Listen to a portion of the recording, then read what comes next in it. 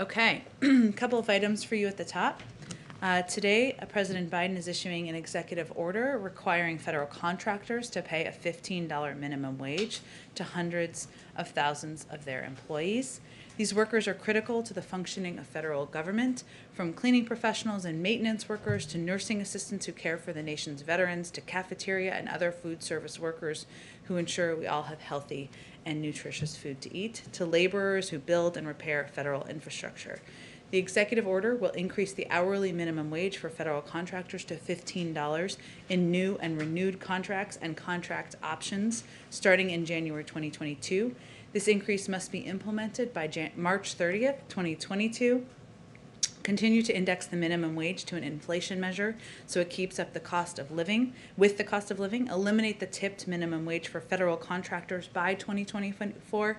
Ensure a $15 minimum wage for federal contractors with disabilities, and restore minimum wage protections to outfitters and guides operating on federal lands.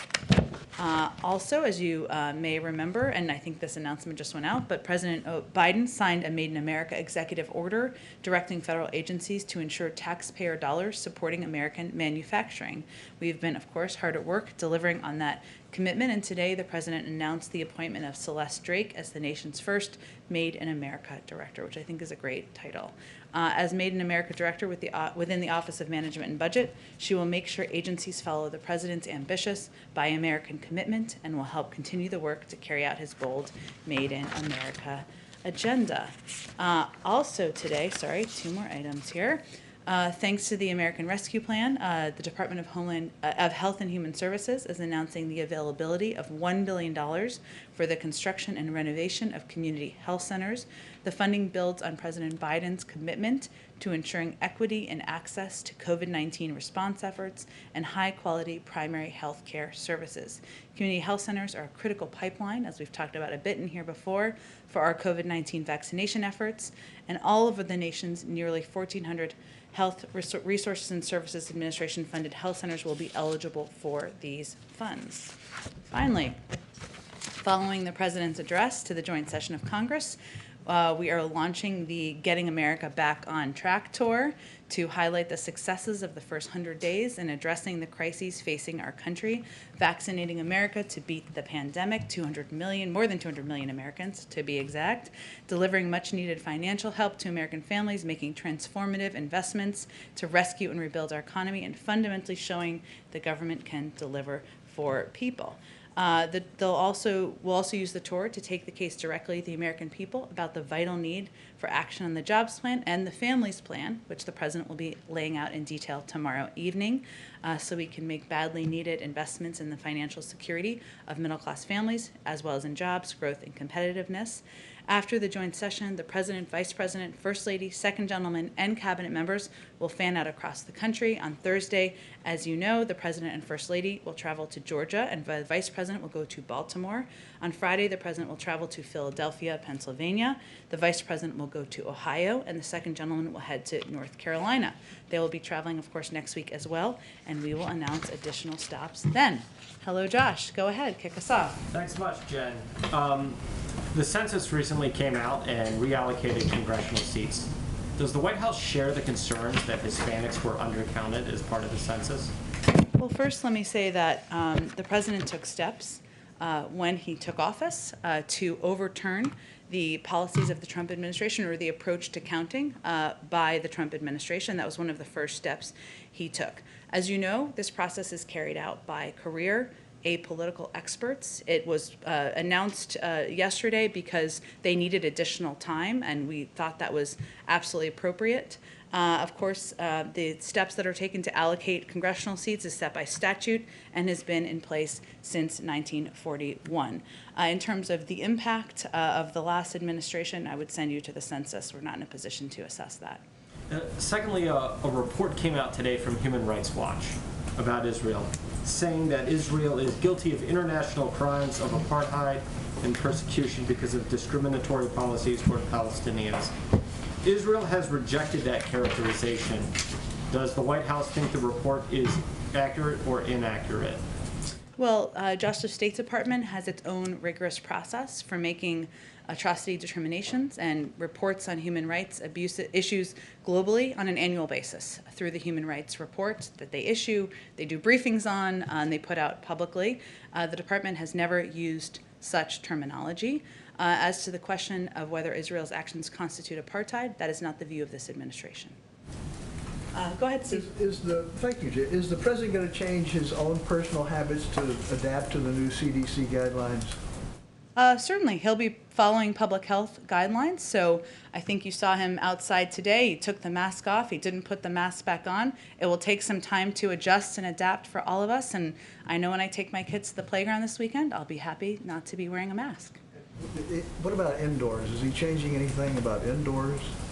Well, the guidance, as you know, that was put out, it was more about mask wearing outside. If you're vaccinated and you wear a mask inside, then you can go to gyms and restaurants and things along those lines. We will still adhere until there's different guidelines, abide by the recommendations of the CDC as it relates to workplaces. Talk a little bit about the speech tomorrow night. Sure. How long do you think it'll be? Is he doing practice sessions? Are cabinet members going to be in attendance? That sort of thing. Sure. Let me give you as many details as I can at this point, and then we'll continue to provide additional updates. As you all know, there's a briefing later tonight as well. First, Steve, you have covered many presidents who have delivered these addresses.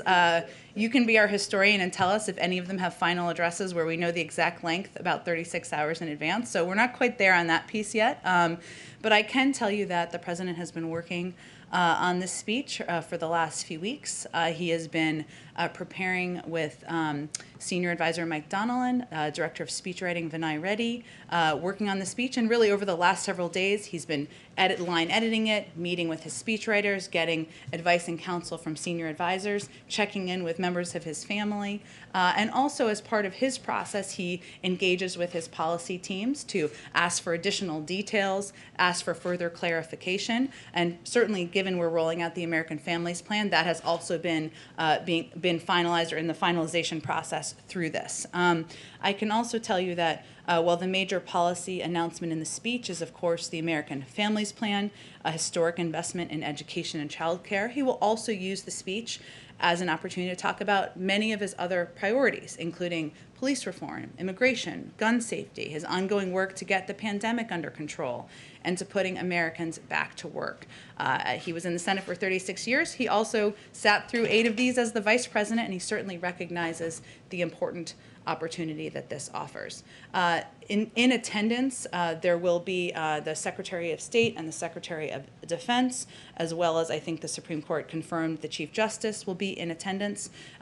Joining him will be Dr. Biden, the Vice President, and of course the second gentleman. There will not be a First Lady's box as there has been historically. While the speech will, of course, look and feel different from past years, the president will preserve a few traditions, including the walk down the center aisle that we have seen presidents do for many years. He will, of course, be wearing a mask for that. He'll remove the mask when he delivers his speech.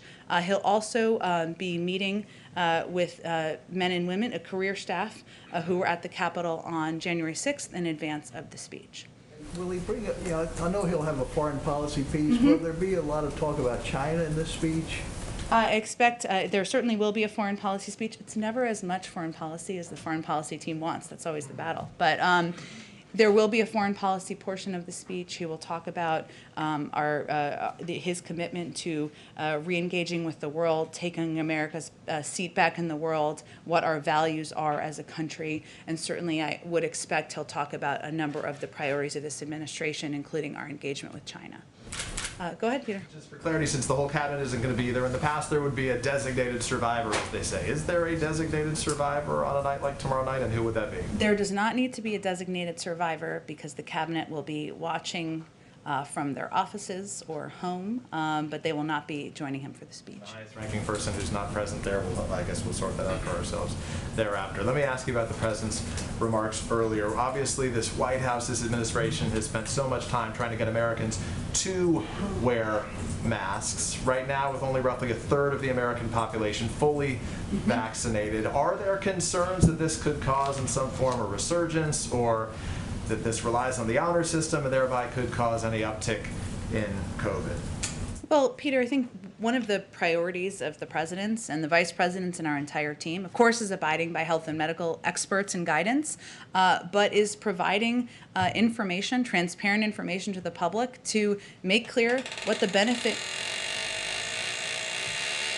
Have no fear, the ceiling is not falling that I'm aware of. Okay. Okay. I trust you. Hopefully, it's an old building.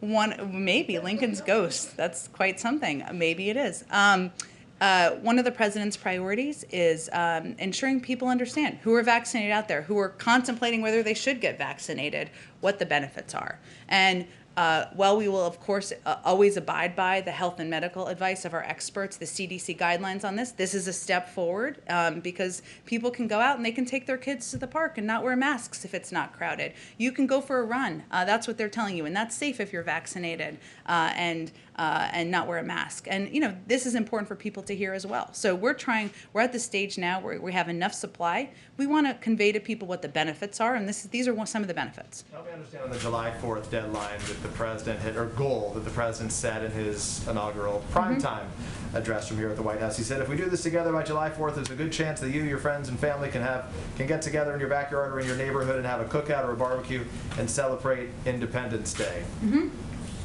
Didn't we sort of erase that deadline in some ways and say right now, for those vaccinated, that day is here? Well, I think it's clear that, as it has been clear for some time, the guidelines from the CDC several weeks ago was also if your neighbors are vaccinated, you can be inside and have dinner with them. What he's trying to convey to the public is when the vaccine is available, when he made that announcement, when the vaccine is broadly available, which it now is to the public as of April 19th, encourage your friends to get vaccinated. Encourage your neighbors to get vaccinated. We know that that's one of the most impactful ways to get people to pharmacies, to their doctor's office to do that, so we can have a barbecue on July 4th. So yes, there are some communities, some people whose neighbors are vaccinated. They can all gather if there's a, April 30th barbecue. But July 4th is here for some, but not for all is the point. Well, the incentive is to get vaccinated so that you can enjoy the benefits of being vaccinated. Let me ask you, if I can, really quickly about as it relates to Novavax and to AstraZeneca. The White House said that it would be providing 60 million doses to other countries. Has the administration communicated to AstraZeneca and to Novavax that they don't need to rush ahead in their effort to get a EUA right now, in that you're going to be giving it elsewhere? Well, first, I think we see that as a separate process. They have not applied for an EUA, and nor obviously have they been granted one. We also have ordered 300 million doses from AstraZeneca, which we certainly expect they will deliver on. So we will evaluate. What we're talking about here is, and the reason the 300 million is relevant is because we're talking about 60 million here, 10 of which we expect and hope will be through the FDA review in the next few weeks, and the 50 million in the next few months. But they will decide when they apply for an EUA. We're talking about doses that have not yet been approved that we are going to supply to give to the global community. Thanks, Jen. Go ahead. Sort of a broader, all of government kind of question. A year ago this week, it was said in this room how sunlight might kill the virus and make outdoor transmission unlikely. Clearly things are a little different now. But why have Americans had to wait this long for today's guidance when to many it was quite obvious that this is what the next step was? Well, Ed, I think we want Americans to be confident in the information they're receiving from the federal government. It's been important to us to lead with health and medical experts, to provide them the time they need to make these evaluations, so that when the CDC comes out with guidance, the American people know they can trust it.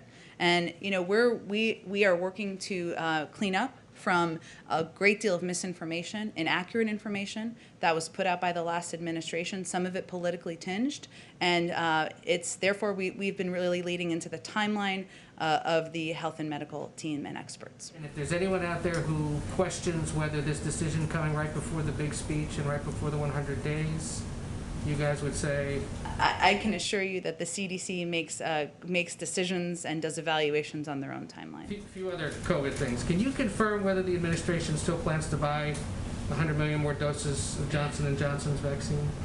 I don't think anything has changed about our plans. No idea why there's a delay then in doing so? A delay in their delivery or a delay in purchasing? Both. I'll check on that for you, Ed. Why the India decision this week, and the president just spoke to it, why wasn't a similar announcement to send resources or help made when Brazil had its outbreak earlier this year? And we know they too were sort of clamoring for international assistance. Well, Ed, I can speak to kind of where we are obviously we're a provider, as you know, of a great deal of public health assistance to India, but also to Brazil. Our availability at this point of providing certain kinds of resources, including the materials to make vaccine, may not have been at that point several months ago, but I'd have to talk to our team about what the specific requests were and what they feel were not met. And I'm asking this one on behalf of our Miami TV station. Okay. You may have seen this report about a private school in Miami that's telling its staff and teachers not to get the COVID vaccine, and they're threatening to terminate their employment if they do get it. It means teachers are being forced to choose between their job and their health. Obviously, there's not much the White House specifically can do. Does it have any comment on this situation, and any idea if there's anything federal authorities can do to help the teachers in this case? That's a good question. In terms of helping the teachers, I'll have to check with the Department of Education. I'd send you to them as well, of course. Obviously, our objective is continuing to convey that it's important to abide by public health guidelines, that they're in place for a reason, that they are not done through a political prism. They are done by medical experts, by health experts, intended to keep children safe, keep parents safe, keep teachers safe, keep communities safe, which is why we recommend people abide by them. Go ahead.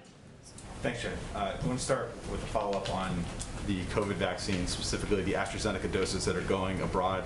I want to clarify something you said yesterday about COVAX. And Yeah. can you just say whether the U.S. is considering distributing those doses to other countries through COVAX, or are you only focusing on distributing them on country-by-country basis directly?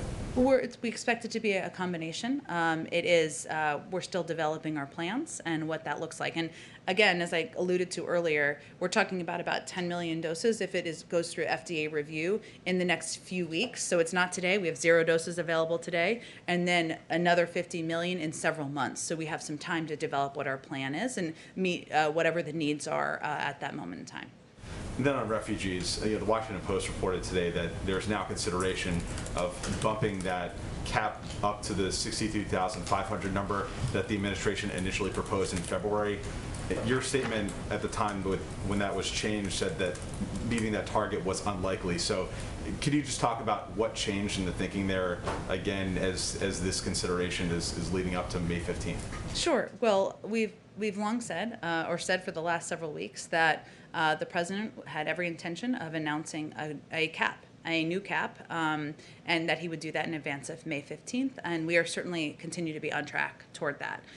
In terms of our considerations over time, we inherited an incredibly broken system. It left us with and the president and others, with some skepticism about what the system would bear. Hence, our announcement a couple of weeks ago was meant to be a first step, focused on announcing the resumption of flights, and also the overturning of the xenophobic policies of the last administration that prevented refugees from applying from Africa and the Middle East. That has changed. That was the biggest hindrance to refugees being able to apply from that part of the world, or in general, but from that part of the world.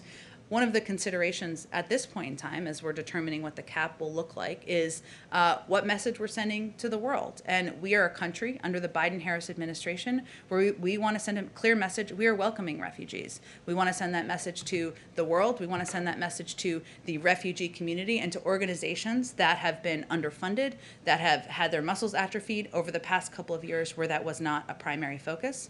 We also want to send a message that the president has long been committed to the 125,000 cap that he has set, has always consistently been his objective since February for the next fiscal year. 62.5 was always meant to be a down payment on that, so those are the considerations as we make a determination about the cap that we're setting. But would you now say getting to that 62.5 number this fiscal year is likely rather than unlikely? I would say that whatever the cap is, if the cap is close to that or at that, it will continue to be challenging. But there are considerations, including the message we're sending to the world, and also the need to get the muscles working in the system, in the federal government, but also with all of the important partners out there in the United States and around the world that play an important role in refugees traveling to the United States. I'll help enable them to raise money, help enable them to hire staff, and get their systems ready so we can meet that 125 cap next year. Go ahead. On India and the explosion of COVID cases there, the UK and Canada have already instituted a travel ban in regards to India. Why isn't the US doing the same? We would make those determinations based on the advice of our health and medical team. They haven't made that determination at this point. And we are hearing reports of places where vaccine supply is outstripping demand. In Iowa, for instance, they're now declining a new shipment of vaccine because the demand isn't there. If this continues, would the administration consider shipping more doses overseas? Well, we always expected to hit that point, and we're in a new stage at this point in time, as you alluded to, Mary, where we don't have a supply challenge. Now our challenge is ensuring we're meeting people where they are, we're getting into these communities, we're continuing to increase confidence, which we've seen an increase in a range of communities, black and brown communities, as well as more conservative white communities, which is a good sign, but there's more work to be done. We will continue to evaluate what supply we have available for the global community, and we want to be a part of that effort, as is evidenced by the announcement we made yesterday. But that doesn't mean we're going to pull back on or give away supply that is needed to vaccinate the American people, because that remains our top priority. Go ahead in the back. I had one on labor relations and then one on the virus, if I could. The National Labor Relations Board has a May hearing. It's on a complaint from the retail, wholesale, and department store union. They allege that Amazon kind of interfered in that union push and vote down in Alabama. Does President Biden feel that Amazon did in fact interfere? Does he support the complaint? We would leave that to the NLRB. They're in place for a reason. Do you expect that to just play out? And on the virus, I know we're still fighting COVID, but what efforts are put to make the U.S. more proactive if another pandemic comes along down the road, be more nimble in testing, surveillance? I know he proposed that DARPA-like agency, the health agency. ARPA-H? Yeah, would infectious diseases be part of that? Is he going to address this at the speech, just looking down the road at what might come? ARPA-H is an issue and an endeavor that is close to the president's heart. He's talked about it quite a bit. It could be a part of the speech, but we're still finalizing what that looks like. I will say that one of the president's objectives and the objective of our national security team is to do exactly what you said, is to prepare for any future pandemics, to make sure we are more closely working with our national partners, international partners around the world, that we are fully staffing agencies and positions that were removed during the prior administration, that we are investing in research and development, and that we are leading with health and science. So while we are fighting this pandemic, we are also focused on investing in areas to prevent next pandemic, including personnel, research, and any needs to do exactly that. Go ahead. Hey, so just a question. Obviously, the president is going to celebrate the 100-day mark with this tour, but looking ahead to the next 100 days, the first year of the administration, the first 100 days were quite scripted. The transition team talked quite a bit about how they, Biden set out certain goals for them, and they tried to meet those over the course of the first 100 days.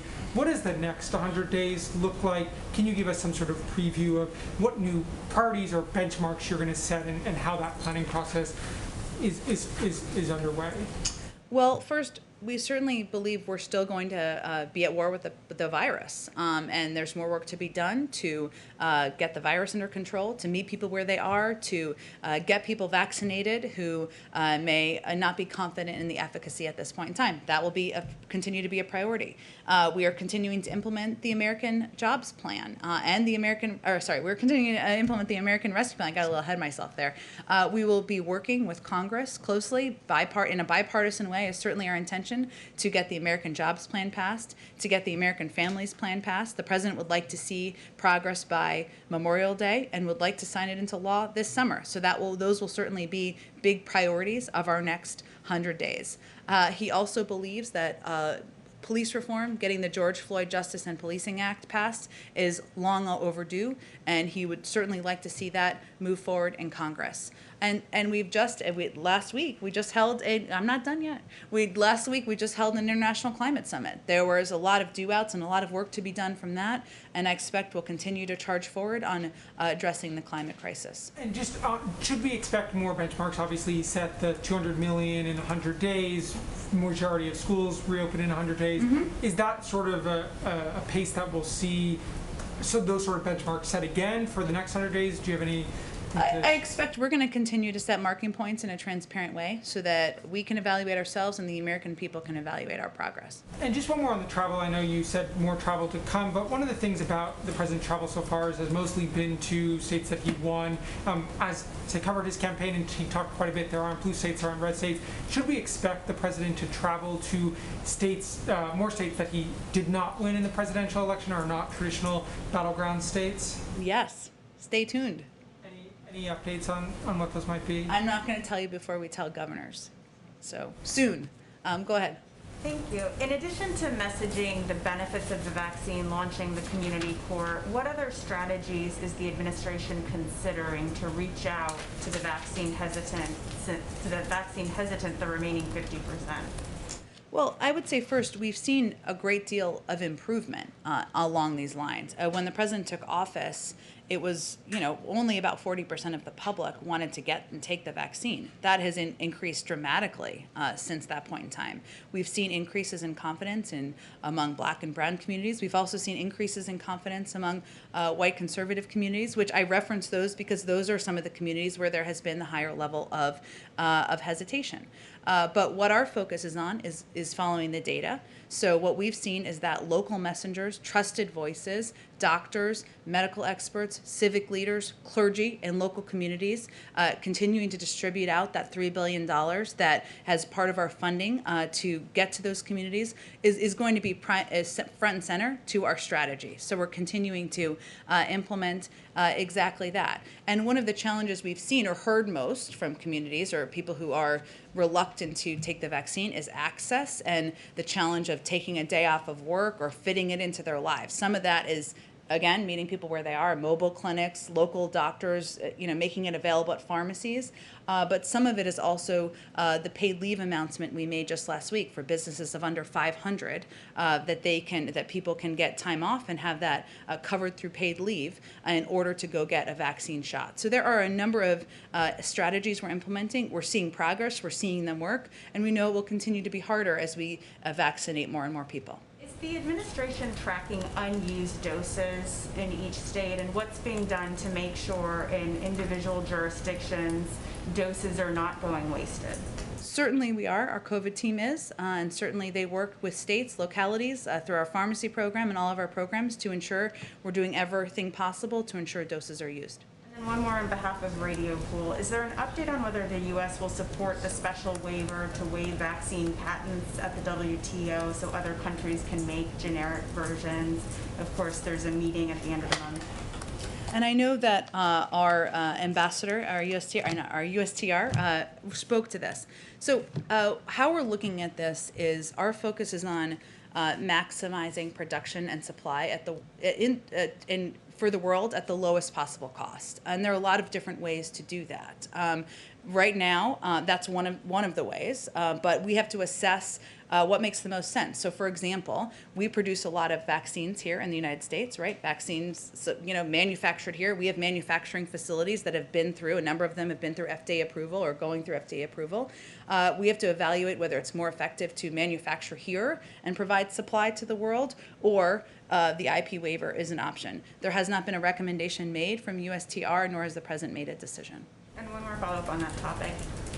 What will go into deciding which countries get our excess vaccine? Well, expect it will be a combination of our COVID team working with our national security team, our team at the State Department, to determine where the requests are, where the needs come in, where the needs are in order, and when we can be the most impactful on helping get the pandemic under control. And there is a process ongoing now. Again, we'll have about 10 million doses we expect, hopefully, if they go through the FDA review in the next couple of weeks, and then an additional 50 several months from there. Go ahead. Is the White House open to some of the changes that Senator Scott has proposed on qualified immunity In particular, is the White House open to making it so that lawsuits can be brought against police departments as opposed to just police officers? Well, the White House and the President are strong supporters of the George Floyd Justice and Policing Act that has passed the House. We have every confidence in the negotiations that are happening between members of the House and the Senate, and we will make an evaluation once those hopefully conclude. Go ahead. Thanks, Jen. Two questions. First, on the virus and related to the new guidance on the masks. Yeah. Does this mean that there will also be a revision to the president's order on mask use in federal facilities? For instance, will the National Park Service be easing the guidelines for where you have to wear a mask when you're outside on a trail or at an overlook in a national park or anything like that? Yeah, it's a great question. Just like many states will be looking at the new guidance. I know, obviously, federal entities will be very closely looking at the guidance. We'll have to check and see what the status of that is. But obviously, federal agencies, the National Park Service and others certainly look at, and the president looks at the guidance put out by the CDC and expect there'll be adjustments accordingly. But we'll have to check on the status of those or timeline. And on another topic, it's been probably about a week, I think, since someone in this room has asked the question about the student loan forgiveness or cancellation. I know that the Department of Education was working on some sort of review of what was possible. Is that review going to be something that will be completed in time to make Chuck Schumer a very happy senator tomorrow night, or is that something that will have to wait a little while longer? The review is ongoing. Hopefully, we will make Senator Leader Schumer happy in other ways in the speech, but the review is ongoing. Go ahead in the back. Thank you, Jen. So two questions. My first one, a follow-up to this one. I understand that you will be that the COVID team and the national security team are going to consider for the vaccine sharing. I understand we still don't have any AstraZeneca dose to share, but the 10 millions that will be coming. Can you at least say that in order to open more quickly the borders with Mexico and Canada, they will be at the top of the list of the countries who will have access to these vaccines? I can't. Obviously we have already lent doses to Canada and Mexico. They are important. They're not only our neighbors, they are our friends, but the process is just beginning, and I don't want to get ahead of the process that will be the ongoing process. Once it's concluded, we'll let you know. Okay, thank you. I want to try Josh's question again about the human rights, the Human Rights Watch report on the treatment of Palestinians by Israel and the abuses that they underline. It's a very thorough report. You said, and the fact that the U.S. has turned a blind eye to what's happening over there. That's what they say. That's what they say. You said that in the president's speech tomorrow, there's going to be a foreign policy section, and he's going to talk about what are our values. Do you consider that the treatment of Palestinians by Israel correspond to the American values? Well, I would say that the United States is committed to promoting respect for human rights in Israel and the West Bank and the Gaza Strip. And we have an enduring partner. We also have an enduring partnership with Israel and discuss a wide range of issues with the Israeli government, including those related to human rights. So I was really conveying or responding specifically to Josh's question, but it's important to reiterate that. So appreciate you giving me the opportunity to do that. Go ahead. Good afternoon. Just a few questions for you. Has the president decided who he wants to see serve as the next U.S. ambassador to the Holy See, and what are his criteria in choosing that person? I don't have any personnel announcements to make. I know that's, of course, an important one, but we've announced just a couple of ambassadors, and hopefully we'll have more in the coming months. We will have more in the coming months. If I may follow up, would he pick someone pro-life? Would he pick someone pro-life? I don't have any more details on who the president may or may not pick for that important role. Okay, next question. As you well know, the administration just lifted the ban on researchers using fetal tissue from elective abortions, and the U.S. Conference of Catholic Bishops, the leaders of the president's own faith, said in reaction, "It is deeply offensive, quote, to millions of Americans for our tax dollars to be used for research that collaborates with an industry built on the taking of innocent lives." How does the White House respond to that criticism? Look, I think the White House respectfully disagrees, and we believe that it's important to invest in science and look for opportunities to cure diseases, and I think that's what this is hopeful to do. Go ahead. Oh, good. Third question, thank you. I don't get in here too often because of the COVID restrictions. Sure. So thank you very much. Okay. You may be aware of this. The LGBTQ community is suing the U.S. Department of Education, saying they say the religious exemption rule under Title IX is unconstitutional. I don't know if you're familiar with that case, but what is the administration's response to that? In other words, will you stand behind that religious exemption? I'll have to check with our legal team. In general, generally speaking, we support LGBTQ rights and believe that, especially for children, and children should be able to play sports, including children and members of the LGBTQ community, of course. That religious exemption the White House stands behind? I don't have anything more on it. I'll check with our team. Go ahead. Thanks, Jen. I wanted to follow up first on qualified immunity. Is the president committed to signing policing legislation if that bipartisan working group that includes Karen Bass and Tim Scott are able to come to an agreement and get something passed in Congress? Is he committed to signing that? Well, he has every trust and confidence in Karen Bass and appreciates the work of Senator Booker, Senator Scott as well. He, again, is a supporter of the George Floyd Justice and Policing Act that has passed the House, and we're not going to negotiate from here. We'll see what comes through their negotiations. And as far as his speech tomorrow to the joint session of Congress is concerned, I heard you earlier talk about some of the folks who had been involved in helping him write that. Mm-hmm. Did the Vice President help him write that in any way, review any parts of that? How was she involved in the speech tomorrow? Sure, the Vice President always has a role in advising the President, of course, on policy, on how he's communicating to the American people on a range of issues that are huge priorities to this administration, and certainly she will have a touch in the speech that the President delivers tomorrow night. I didn't include her only because I was including kind of staff in the speech writing team.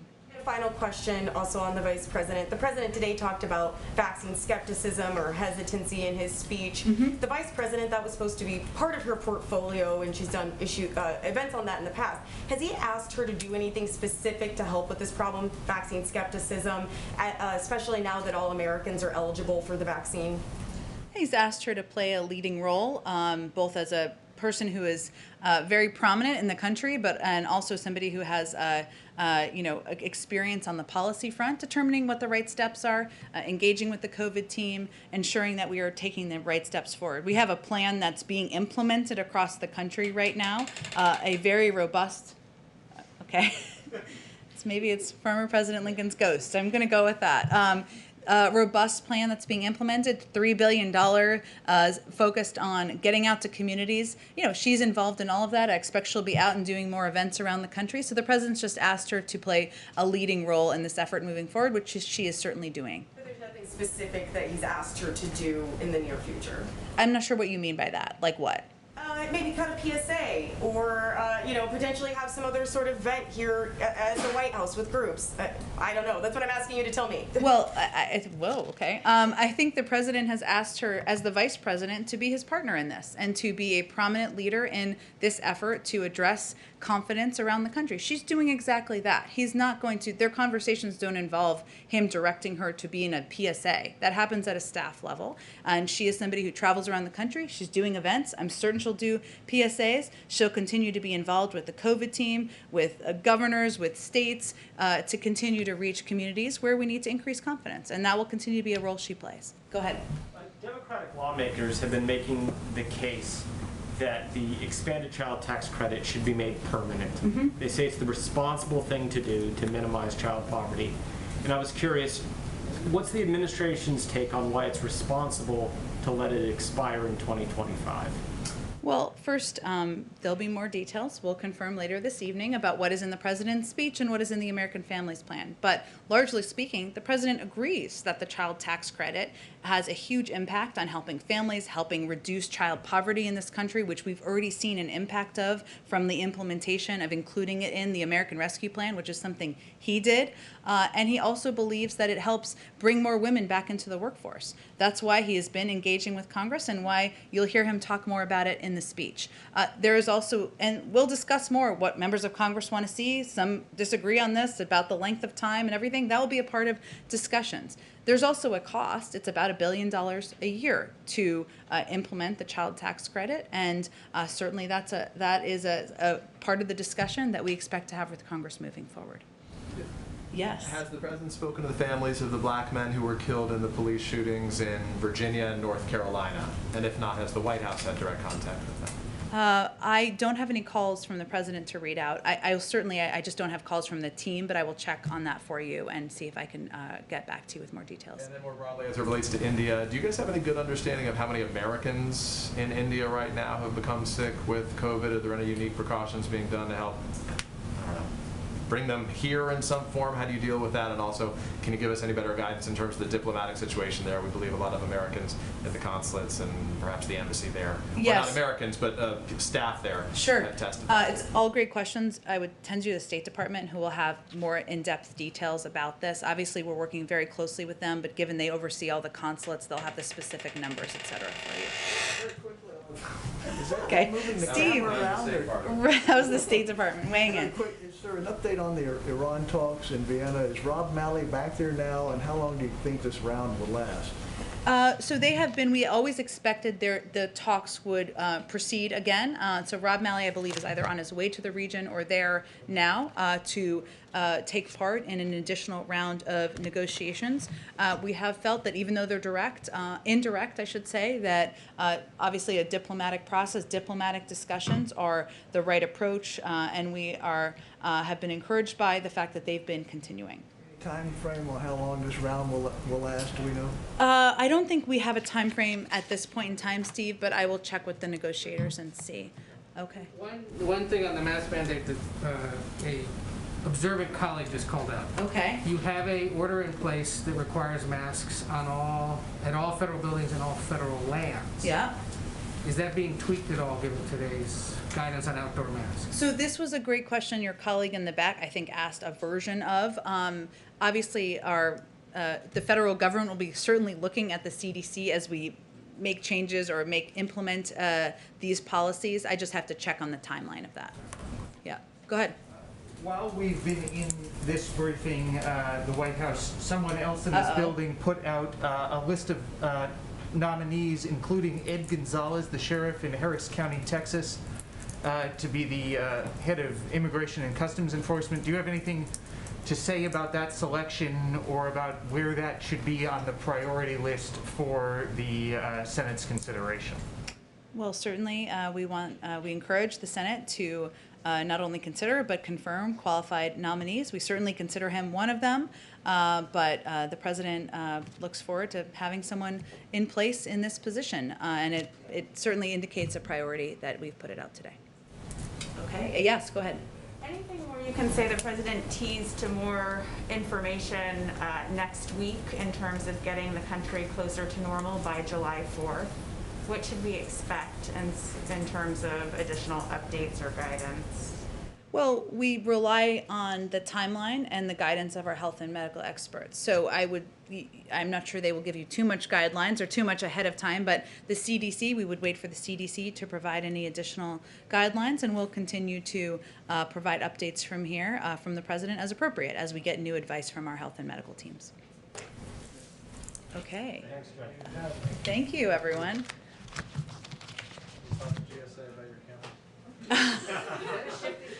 Right. Or maybe it was a little like a ghost, though. It wasn't like it was gonna fall. It's a little like, spooky.